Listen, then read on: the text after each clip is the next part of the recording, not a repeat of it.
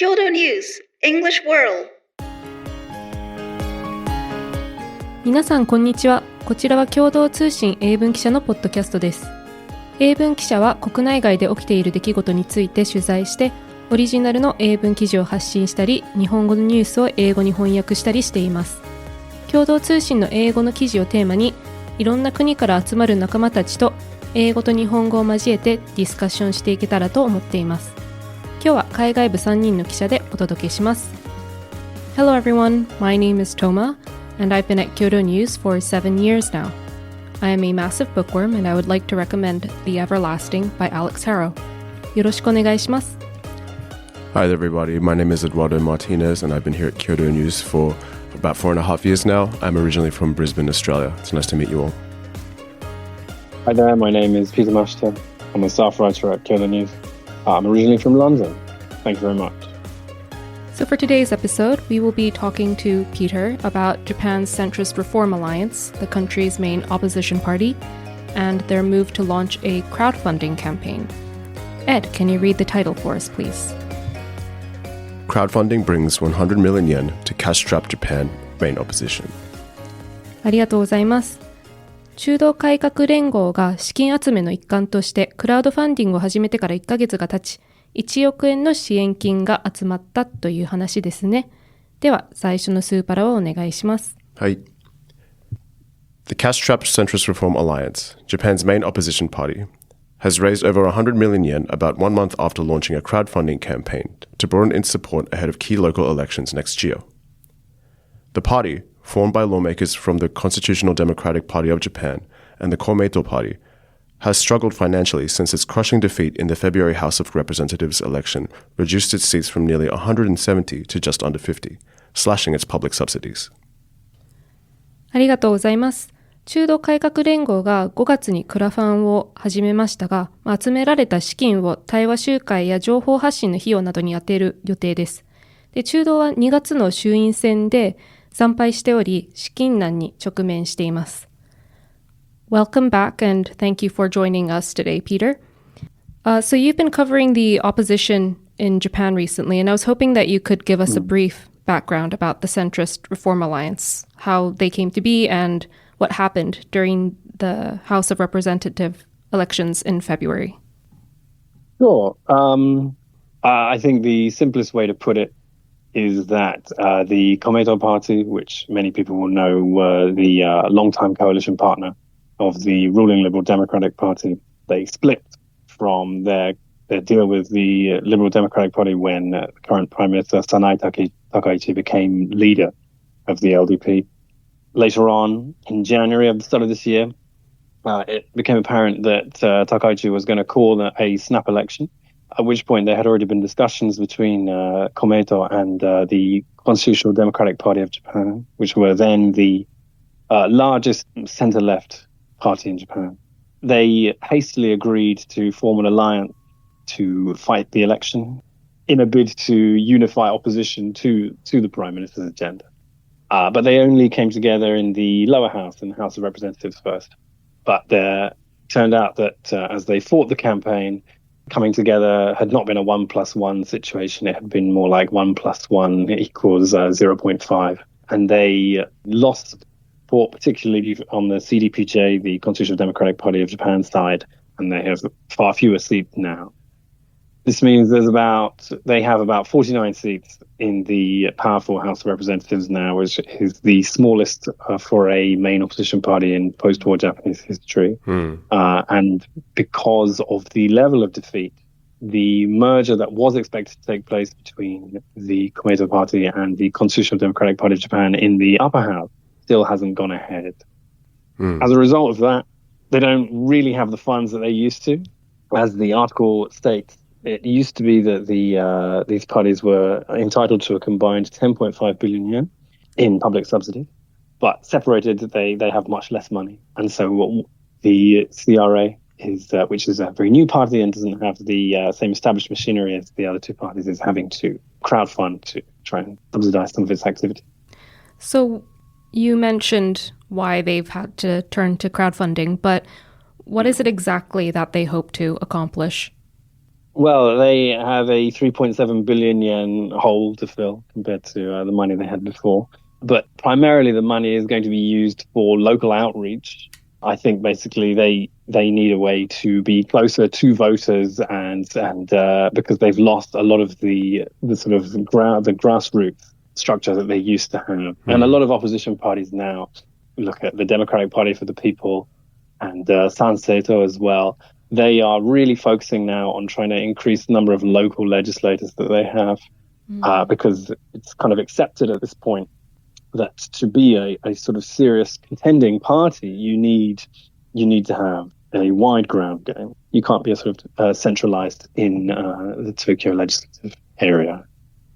Are these kinds of crowdfunding campaigns common in like the Japanese political landscape, or is this a relatively recent phenomenon?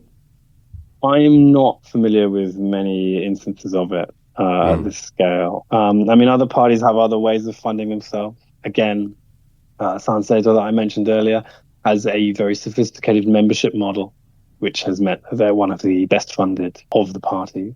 But this crowdfunding thing is new to me. It's difficult for the CRA because, particularly on the CDPJ side, they've lost so many lawmakers in the election. And if they want to continue to be a viable party come the next election, they need to be able to retain some of these people. So one of the things that they are planning to do is they're planning to pay prospective candidate 400,000 yen a month in the run-up to the next election. They're going to do this for about 70 people, but 180 people lost their seat. So they need money to keep people so that they can realistically fight the next election. But at the same time, they're also losing a lot of their sort of talent because these people are leaving politics or they don't believe that the CRA is a viable electoral vehicle. Right. So can you explain why the CRA is struggling so much? Obviously, I speak to lots of people about this. I think the level to which they lost, going from, as the article says, around 170 seats to just under 50, was not expected by political observers. It moved to the center. And the theory was that by moving to the center, they would be able to capture undecided voters, people who are not in favor of the more right-wing elements of the Takaichi agenda. But that didn't happen, in part because bringing together the CDPJ and Komeito means bringing together in the CDPJ a union-backed organization and with Komeito an organization backed by Soka Gakkai, Japan's largest laborist organization. And the calculus was that by bringing together two organizational blocks like that, their followers would agree to vote for this party. But it turned out people weren't willing to do that. So it turns out that organizational politics is much weaker in Japan than it used to be, and we are moving toward a more individualistic voter pattern age. I think at the same time, the prospectus of the CRA is fundamentally sort of backward looking, I guess, is what some people might say. Or in the sense that it sort of harkens back to Japan's post-war political identity, ideas about peace. The Takaichi government is quite keen to improve Japan's defenses or to boost spending on defenses. And the CRA manifesto was much more about domestic economic issues, I would say, about improving provisions for women in work, maintaining provisions for the healthcare system, stuff like that. And I think those sorts of policies don't resonate with voters as much as they used to, in part due to general concerns about a more assertive China and economic issues, which since the election have been exacerbated by the rising prices due to the crisis in the Middle East. So I think those are some reasons, I would say. So you just mentioned some geopolitical issues. But that being said, there also doesn't seem to be an overwhelming support for some of Takaichi's policies either. Like a poll by Kyodo in May showed that support for a revision of the constitutions for renouncing Article 9 remained almost evenly split, about 50% for, about 50% against. So why is it that despite this, the CRA continues to struggle? Well, that's the conundrum at the heart of this, isn't it? That you would think that if there are splits on Article 9, as you say, and also other polling by Kyodo News shows that the change in defense policy in April to allow Japan to export weapons with lethal capabilities to some partner countries is very unpopular with people polled. So the question is, why is the Takaichi government so strong even when it doesn't necessarily have strong public approval for its perspectives? I think the answer to that, as told to me by analysts, is that many voters are choosing the Takaichi government because it offers a vision of change. It offers some sense of newness. This is Japan's first female prime minister, and her platform is to make Japan stronger and more prosperous. It's a boosterish platform. It's talking up Japan. Whereas I think the last 30 years are defined by sort of post-bubble stagnation, and the politicians leading the CRA, people like Yoshiko Noda, they typify a kind of economic malaise. And so I think some voters, it's just about trying to get away from the old messaging. And then I think the other part of it is the issue that has always dogged Japanese opposition politics, which is that it is often fragmented and people don't trust them to be able to fulfill their policies effectively. So the Democratic Party of Japan, now defunct, they held power from 2009 to 2012 and was chaotic. So I think often voters are quite happy to allow the LDP to fulfill policies that the opposition has suggested. So, for example, right now, the government is proposing cutting the consumption tax on food from 8% to 1% for a period of 2 years. And then after that, it's going to introduce a system of working tax credit for low-income households. And that policy is basically an adaptation of a policy that was originally from the CDPJ and then the CRA. The LDP government is good at sort of almost using these opposition parties like think tanks and then delivering these policies. So what is the future of the CRA? So the first question is whether they can unite in the upper house, which they were meant to do quite quickly after the February election ended, but became basically untenable because the CDPJ lost so many lawmakers through the arrangement they had with Komeito in the CRA, which is that Komeito were on the proportional representation list and CDPJ lawmakers fought in constituency races. Komeito elected all of its lawmakers, so from their perspective, joining up is a good idea.